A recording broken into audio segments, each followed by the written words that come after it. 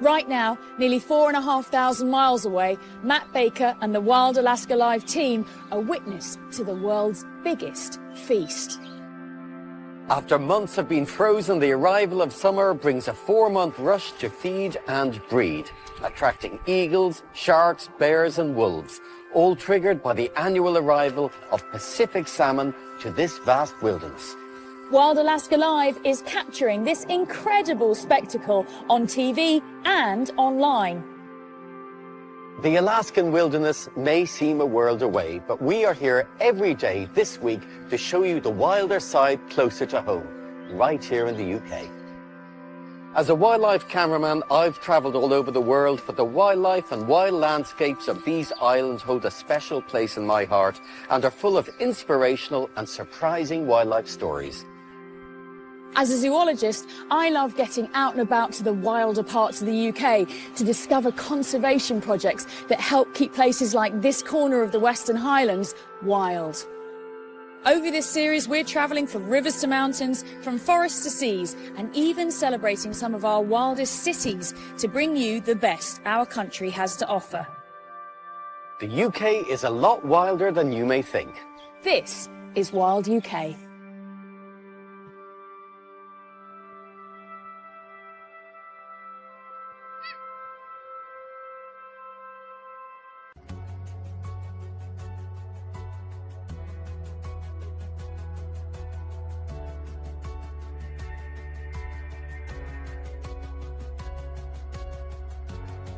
Each day this week, we'll be looking at a different wilderness in the UK. Today, we're revealing the wildness of our forests and woodlands.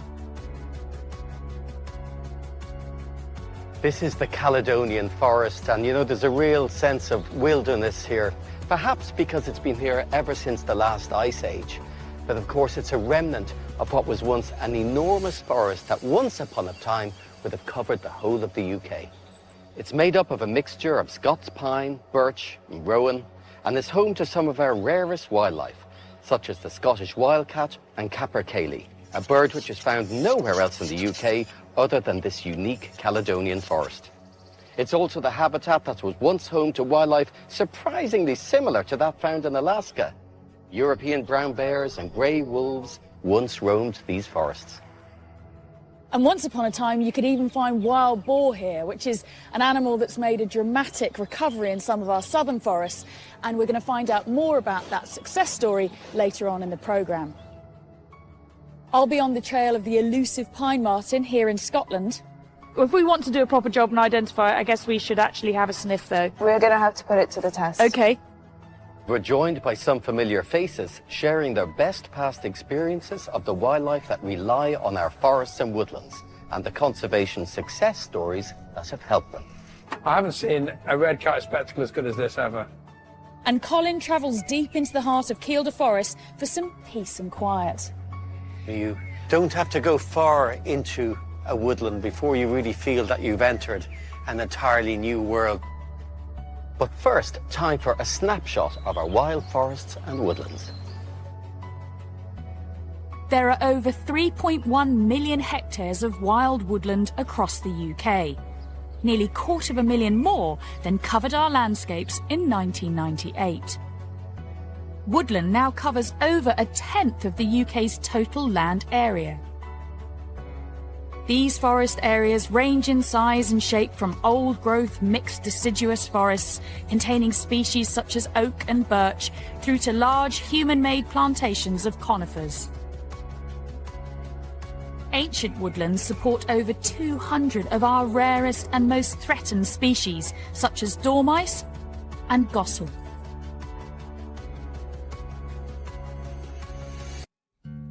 They also play host to one of our most spectacular seasonal sights, the bluebell blossoms of spring.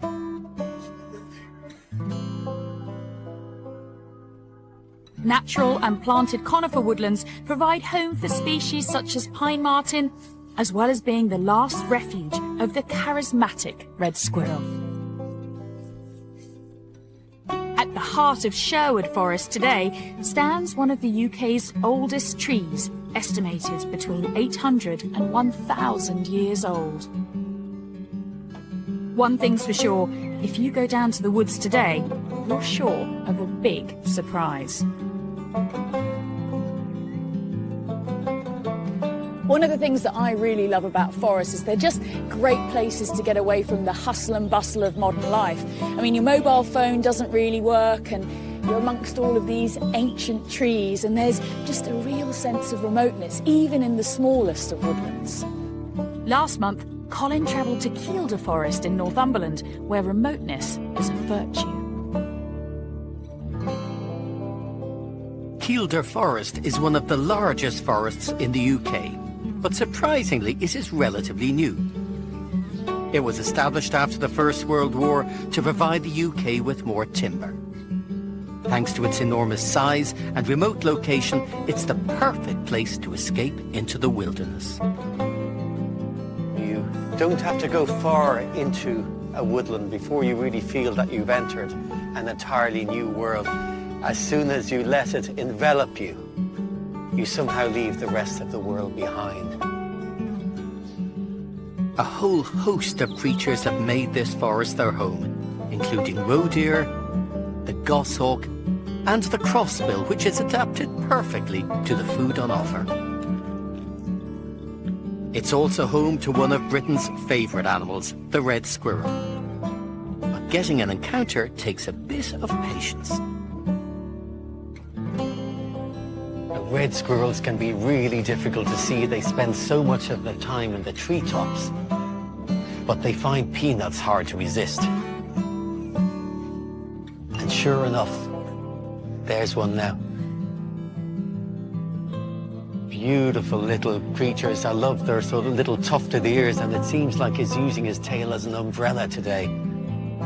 It's such a pity that they've disappeared over so much of England.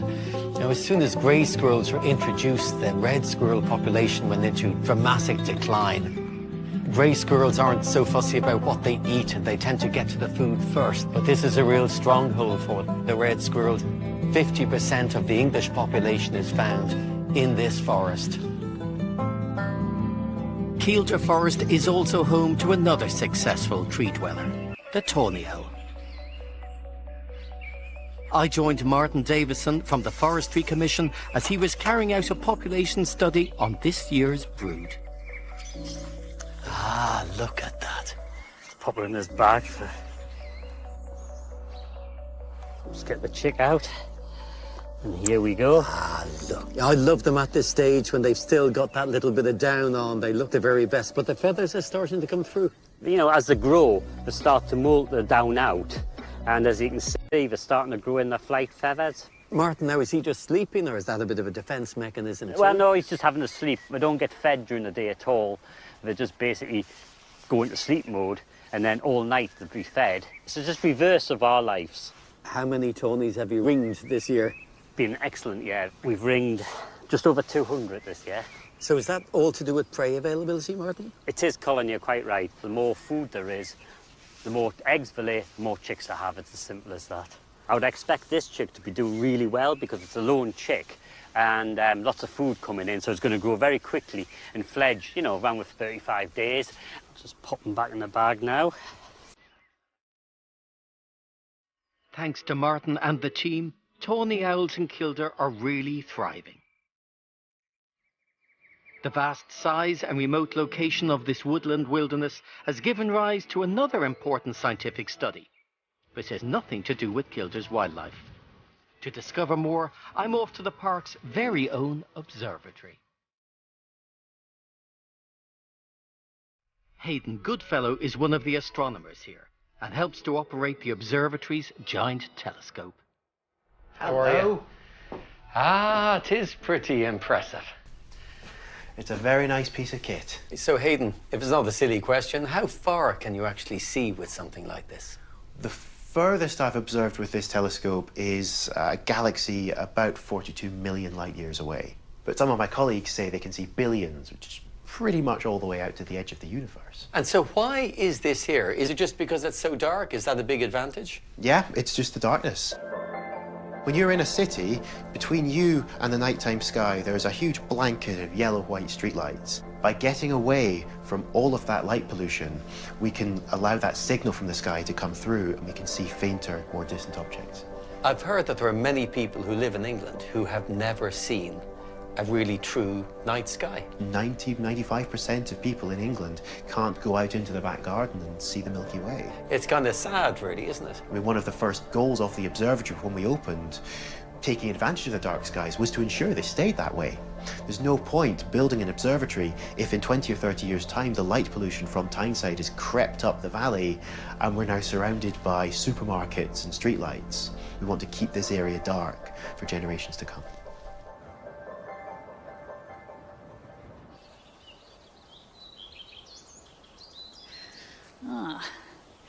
Looking for wildlife in forests can often be a bit challenging because there's just so much cover.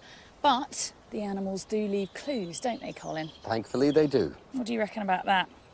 I'd say that is a red squirrel. That's wouldn't you? exactly what I was thinking. The teeth have gnawed away at that. This one, on the other hand, though, I think that's a crossbill. Exactly. And once they prize them apart, they get their tongues inside and take out the little seeds. And you know, of late too, we've been able to use all sorts of new camera technologies. And I love these because it means I don't have to spend all day in the forest. But no, but you can actually attach them, say, onto a tree or something like that, and they will record pictures when you're not there. And they often record the most amazing things. Yeah. Badgers are an animal that are regularly recorded in many of our woodlands, especially in the south and west. Now, in the forest around Thetford in East Anglia, there is a small breeding population of a rare golden pheasant, a bird introduced from China back in the 1700s. There's one animal that leaves very obvious marks in our forests and regularly turns up on camera traps, and that's the wild boar. Now, this is one of our long-lost beasts that would have been at home roaming around medieval forests, but was hunted to extinction. But as of 40 years ago, it's back, and Sabet Chowdhury went to the Forest of Dean to find out why. I've been a rambler for 25 years and walked a lot of the English countryside, but for the last 10 years, Spanky, come here, I've had a little companion. Now, we've both grown up in Gloucestershire, but we've never actually been to the Forest of Dean, and what a day to come to find out about one of its largest inhabitants.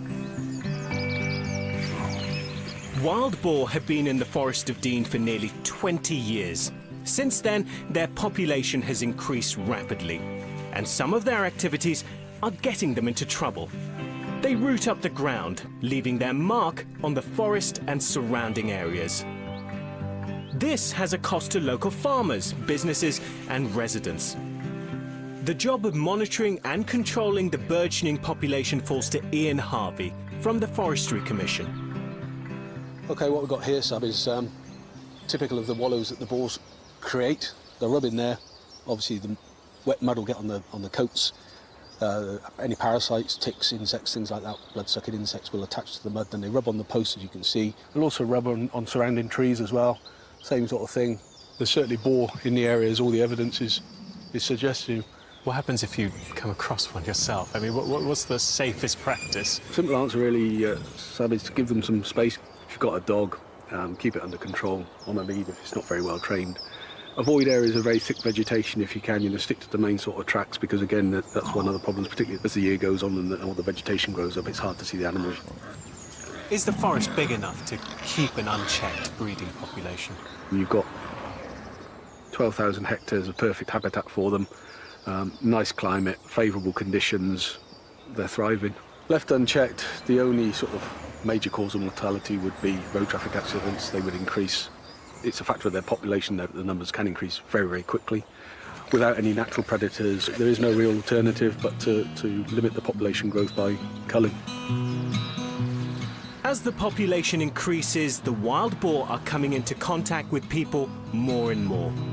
Would you believe it? Along this busy road, we've just spotted an entire family of wild boar. There's the mother, the sow. Now, she's got 5 or 6 little humbugs with her. This is incredible. They've brought the entire busy road to a standstill. I've never actually seen a wild boar before, and now I'm watching an entire family cross the road. This is utterly amazing. But what do the locals and visitors make of this recent addition to the forest? What do you guys make of the wild boar here? I mean, it'd be nice to see them. I think I like to see them, but I think there are too many of them. They're part of the ecosystem now, and they do a lot for it, turning over the earth. You go to some areas and it's completely dug up. It looks like it's a war zone almost. Culls are always a difficult thing. I mean, obviously, personally for me, I don't think it's necessary. We have culls on squirrels or the deer, so why not the boar? We introduced the wolf, and that'll keep him down. So the wolf is your way to keep them in? Yeah. As Gary says, if the wolf or something else was there, there'd be a balance, but there isn't a balance. Whilst not overly aggressive, boar can react to dogs, the closest thing to a predator in these woods. Are you scared of them? I am sometimes, if I've got the dog with me. So you still get excited when you see them? Oh, God, yeah. Oh, yeah. Yeah, I've been trying to find them today, but, you know, they're one of those mythical things that are out there somewhere. But, you know, if I bump into them, yeah, great, it'd be amazing. So after a 300-year absence from our forests, the wild boar are back. And while they're not problem-free, they are here to stay.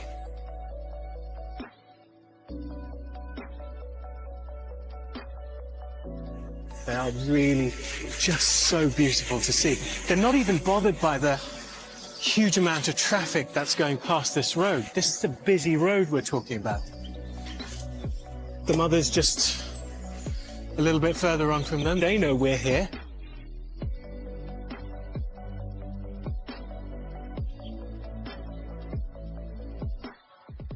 That was amazing.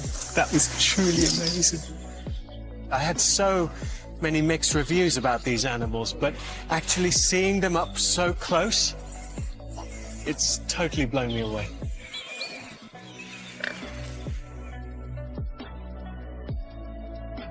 Now, I think it's great that such a substantial mammal has found its home in our forest once again, because once they were an integral part of our woodlands, and in fact they're very beneficial for them.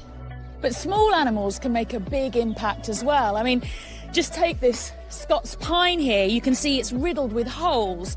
And you can see here what's made them. This is a tiger beetle here. And this soft wood of the Scots pine is favoured by its grubs. And these very neat round holes are where the grubs have made their way out naturally. But these more jagged holes here are where woodpeckers have pecked away to have the grubs for dinner. And something bigger has been in search of them too, as that looks to me, maybe, what do you reckon? Badgers, pine martens Pine or marten something? could be either, couldn't it? So knowing where to look is really key if you want to sort of unravel the mysteries that the forest has to offer. And in 2014, the One Show's George McGavin travelled to Devon for a surprise encounter with a very special animal. Dartmoor National Park, home to some of the wildest and bleakest country in southern England. It's most famous for rugged moorland, but its wooded valleys are home to one of Britain's rarer and lesser-known creatures. I've only seen the blue ground beetle as a pinned specimen or a picture in books. It's so rare, it was once considered extinct in the UK. Without inside information, they're almost impossible to find. So I'm meeting expert John Walters, who's been studying the blue ground beetle for almost 20 years. It's Britain's biggest ground beetle. It's quite a monster. It's very rare, just found in a handful of sites, maybe 10 sites along the southern edges of Dartmoor and Bodmin. Now this ancient woodland is prime habitat, isn't it? It likes warm places, but they also need to be damp and moist as well. So in this valley, the lovely south-facing valley side here is nice and warm, whereas the north-facing side over there is a bit colder, and they don't like that so much. The beetles are restricted to rare ancient woodlands like this, rich in deadwood and moss where they like to hide. Once darkness falls, they emerge to hunt, so we settle in to wait for dusk. Their common name, ground beetle, sort of implies that you find them on the ground. That's not actually true, is it? Not with this one. This is an unusual type of ground beetle which lives up trees. I mean, it hunts for tree slugs. And that's what it's after. This is one of the world's biggest slugs, the ash black slug, and this is quite a small one actually. This thing can grow up to 20, 30 centimetres long. I have to say, there's always, for me, a really special thrill when I know there's a very good chance that I'm just about to see something that I have never seen before. As night falls and the slugs start to emerge from their hiding places, we begin our search. And remarkably quickly, we have success. Oh, this one. What? Where? Here we go. Where? Blue ground beetle. Oh, it is very blue, isn't it? It's a beauty and shimmering in the torchlight. It is absolutely gorgeous. This one's a male, I'm pretty sure. Yeah? I'll pick him up. How do you tell? Well, the main features are, get your torch on that, but if you look closely at the front legs, you can see just at the end, there's got a series of pads. Yeah. Quite broad, and they're used for the male while he's gripping hold of the female while mating. That is an amazing colour. The males are much brighter than the females as well. What I'd love to see now is it actually eating a slug. After a bit more hunting, we find something that's not quite what we were looking for, but it is an incredibly rare thing to see. Oh, wow. A mating pair. Oh, it's two!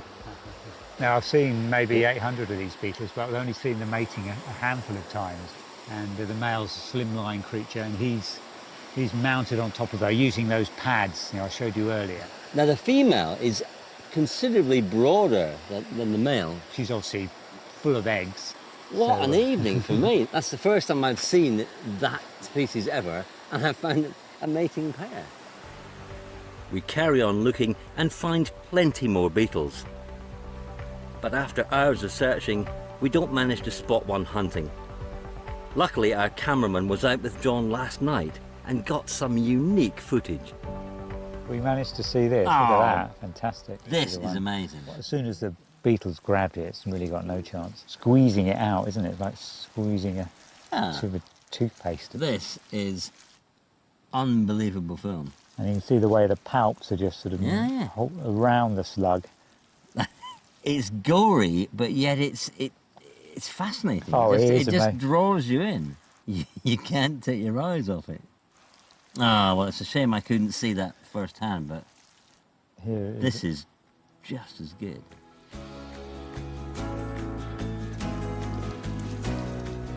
So few people get to see these secretive beetles that for me it's been a real privilege to find them and film them in action in their natural habitat for the first time.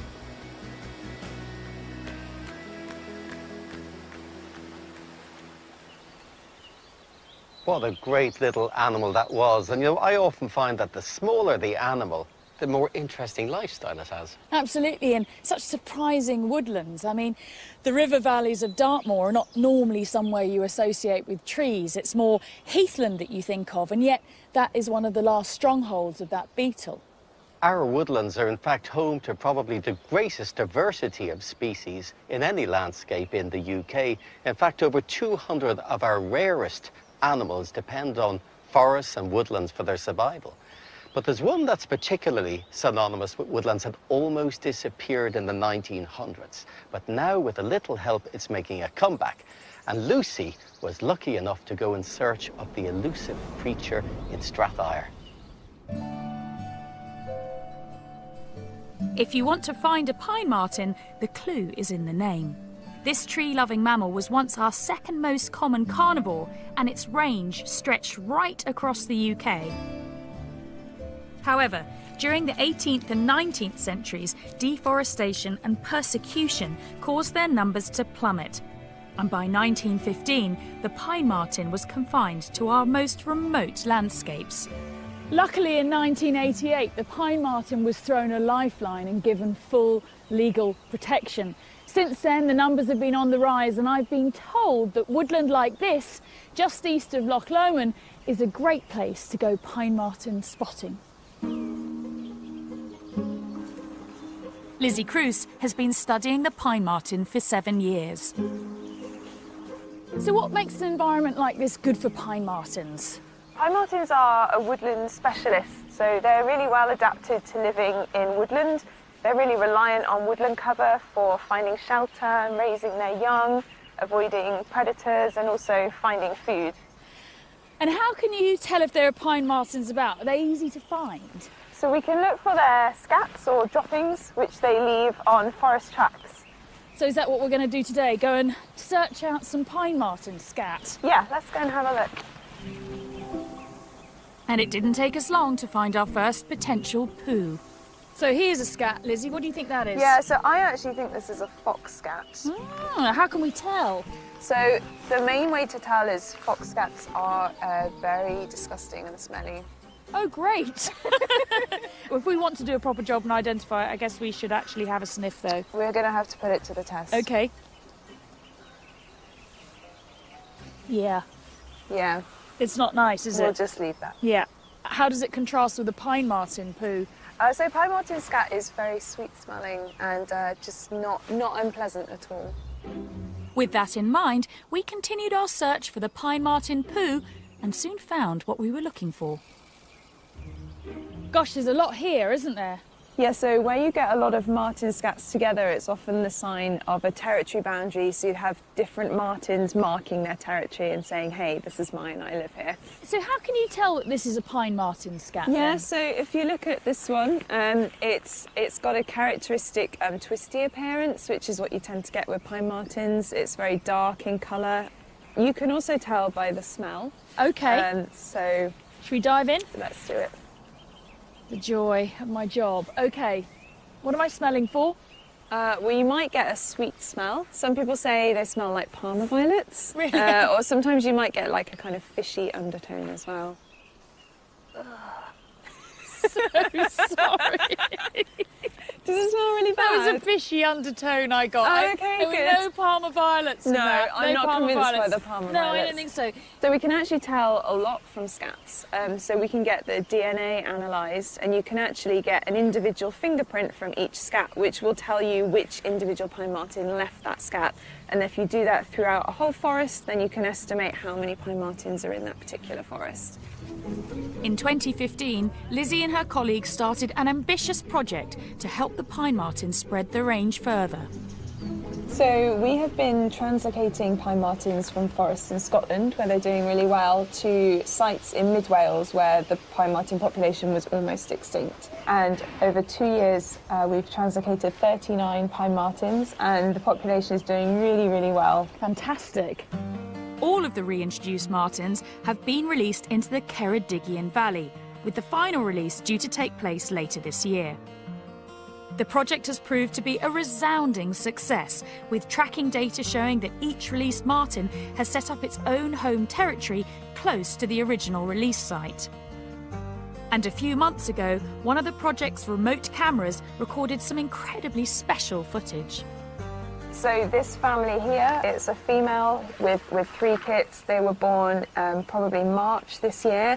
This female was translocated in 2015, and this is the first family that have been conceived in Wales. So these are Welsh kits that have been born and bred in Wales. So we now have a self-sustaining, healthy pine marten population in Wales for the first time in probably over 100 years. Oh, congratulations. That's fantastic news.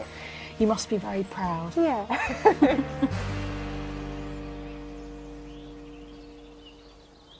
And the next stage, of course, would be to introduce the pine marten to England.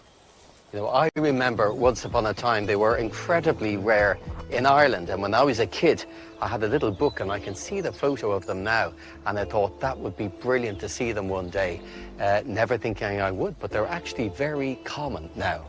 And they're such charismatic little creatures. Yeah, I was pretty gutted not to see one, but it just gives me an excuse to get out there and try another time. And that's what we want to do here at Wild UK, is encourage you to go out and explore. And it's not hard to find a patch of woodland, but if you need a little bit of extra inspiration, here's our guide to where the wild things are. In the autumn, our deciduous woodlands burst into colour to deliver one of nature's most spectacular displays. This phenomenon can be witnessed wherever you are in the UK, but there are a few hidden gems in Northern Ireland's ancient forests. If you look carefully, you might see some of our special butterflies, such as the pearl-bordered fritillary. It can be found as early as April in the deciduous forests of Scotland and southern England.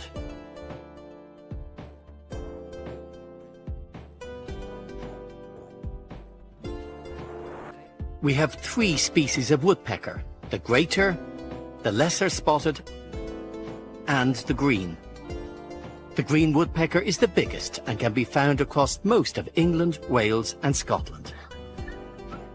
It's often heard before it's seen and uses its long tongue to tuck into its favourite snack, ants. The dormouse is one of our nocturnal favourites and leaves its own unique mark in the hazelnuts it nibbles. While you're unlikely to see one in the wild, you've got a good chance of discovering its evidence trails in forests across southern England and Wales.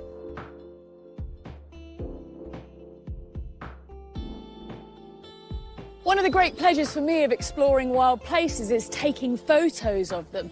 So I always try and make sure that I've got a camera or at least a mobile phone. And it seems that you guys do too, because you've sent some fantastic images of woodlands through using the hashtag #MyWilderness. Like this frosty view of Thetford Forest in Norfolk,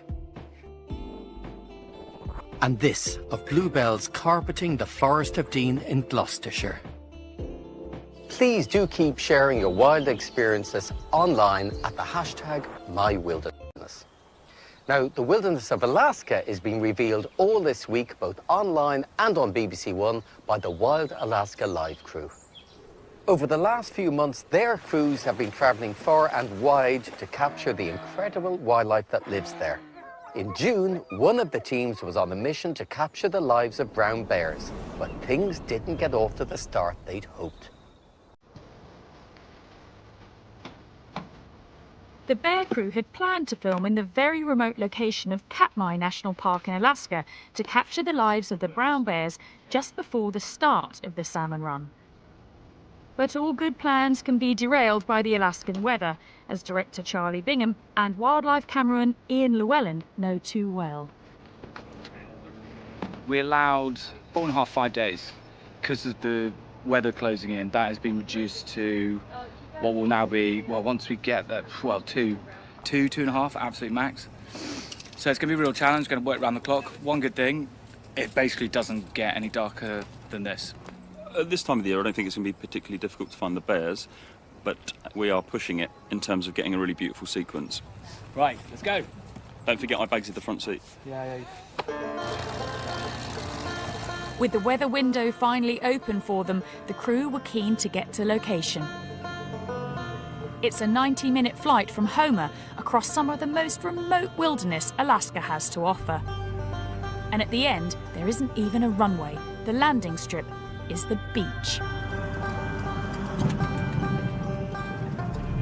Made it. What a journey in. Done a lot of plane journeys, but I don't think I've ever done one as beautiful as that. That was spectacular. And it's amazing to finally get here. I'm really happy, very, very happy. Let's film some birds. Time is of the essence, but before the crews can head out to find the bears with expert guide Samira, they're given advice on how to behave around these large and potentially dangerous animals. All right, sitting is a very non-threatening body language. That's why as soon as we get to an area, we sit down immediately and we let them see us doing that. And you will see that activity as well. If there's a bear in the meadow and another bear comes in, you will see the bear that's already in the meadow sit down, and then the other one will sit down, because they're showing each other that both of them want to be non-confrontational. They just want to share the meadow together. Standing is more of a threatening body language. So we want to keep the bears as comfortable as possible. There are no vehicles in this part of the park, so to get anywhere it's all on foot. And the crew need to take all their equipment with them. So travelling light isn't easy, as cameraman Mark Sharman is discovering. Very heavy setup. Not perfect for trekking for a 45-minute journey, that's for sure. I probably regret having such a large tripod. Their trek takes them through the woodlands and finally to a meadow where the bears are regularly found. But not today. And it's not until the crew are heading back to camp that they get their first encounter with a large male grizzly. He's not wanting us any closer. He's cowboy walking. He's being very territorial right now, so we're not going to get him closer. It's a start, but it's just one shot. They need more, and they've got just one more day to get it. Thankfully, day 2 begins much more positively. So after all this waiting, it looks like we've got Mum and 3 cubs on the tidal flats. This could be exactly what we've been waiting for. They move into position. The family of bears are hunting for clams, which live just under the surface of the beach. You'll see the mom swinging her head back and forth as she's walking across the tidal flats. The clams underneath can feel the pressure of her footprints, and when it moves all of a sudden, it shoots out a little shoot of water that comes up. And as soon as she sees one of those, she starts digging. Hey there. Hey there. I've filmed grizzlies quite a few times now, but that was a really special little moment. You could actually see them digging the clams out and very delicately opening them up and extracting that very nutritious meal inside. So that was a fantastic spectacle. And they came right past us with the mountains in the background. That's up there with the best things. Yeah! As the weather cools down, the bears move off the beach and into the meadow, and the crew follow. They need to make the most of their last filming day, and there's one bear that is giving the crew all the close-ups they could ever wish for.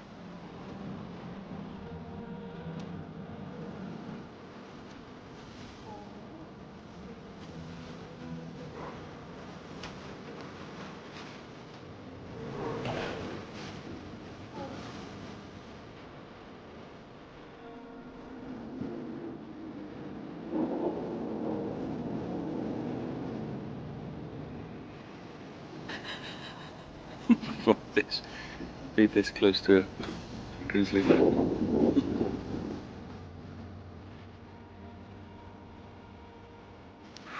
was awesome. 2 long filming days have finally paid off, and the crew have got more than the bare necessities they came here for.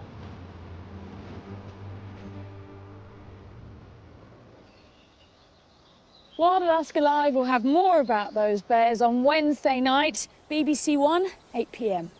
Now, many of our birds rely on woodlands and trees for building their nests and for roosting.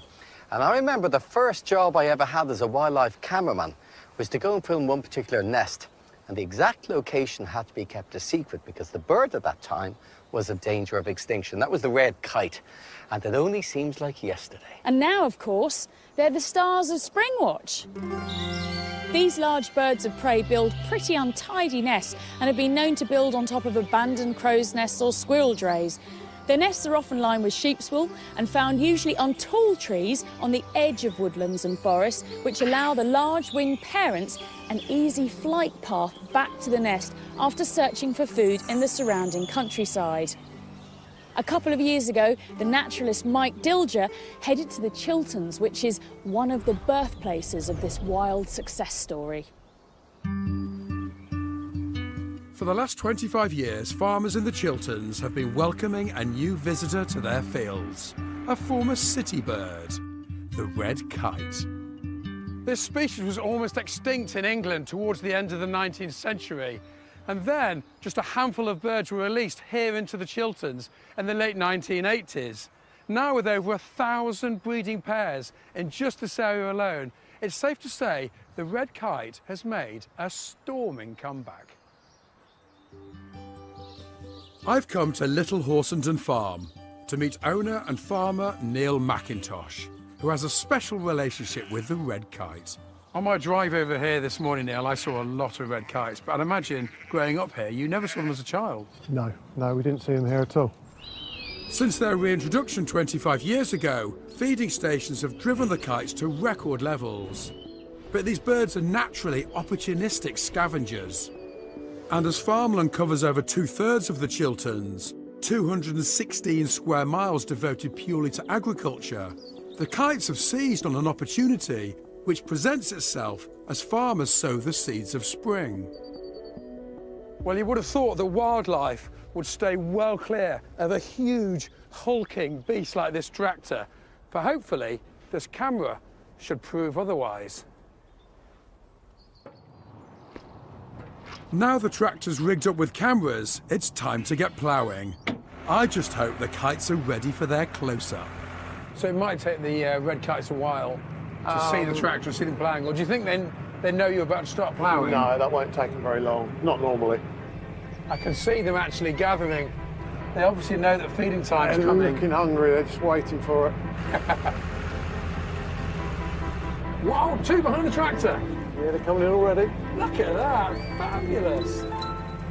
I can see 1, 2, 3, 4, 5 in the air. Yeah. What's the maximum number you've seen coming in? I've seen between 40 and 50 behind me at one time. Really? Yeah. The kites are coming down to feed on worms, beetles and other invertebrates that Neil's plough unearths as it churns up the soil beneath us. Kites are diverse hunters, and although capable of spotting food from high in the sky, it's their exceptional ability to surf the air currents close to the ground that allows them to brave the blades of Neil's plough. You get a real chance to see their lovely plumage as well. You don't often get this close. No. Lovely kind of powder grey hair, that gorgeous red tail. On the coverts on the top of the wings, that lovely kind of fawn band. Look at that ahead of us. They're just flying ahead of the tractor. Oh, what? That's absolutely amazing. That is such a brilliant sight. Weighing in at just over 1 kilogram and suspended on wings of almost 2 meters, the red kite is a masterful flyer. If necessary, they can remain stock still in mid-air, with only their tail twisting in relation to airflow, just like a rudder. I love the way when they just want to come down, they just fold their wings in, stall, and then just spiral out of the air. Beautiful. Look how close they are. This farm has been passed down through 3 generations, but Neil will be the first of his family to have had the company of kites in these fields throughout his career. I don't think there's many spectacles I've not seen wildlife-wise. I constantly think I've pretty much seen everything to be seen in Britain. Yeah. But I haven't seen a red kite spectacle as good as this ever.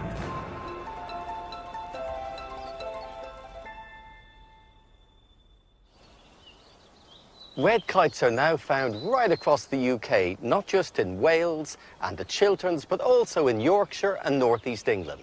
And for their continued success, they're going to need areas of open countryside as well as forests in order to build their nests.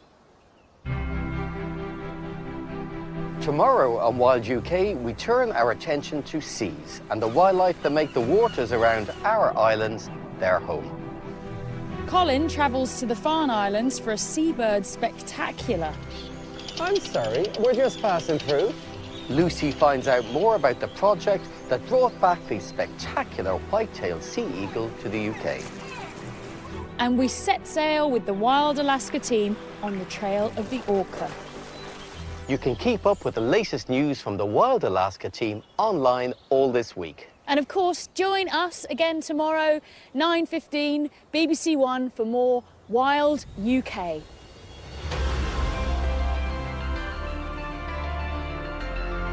And watch the Wild Alaska live show tomorrow night at 8 here on BBC One with bears, eagles, wolves and whales. A quick taster coming up.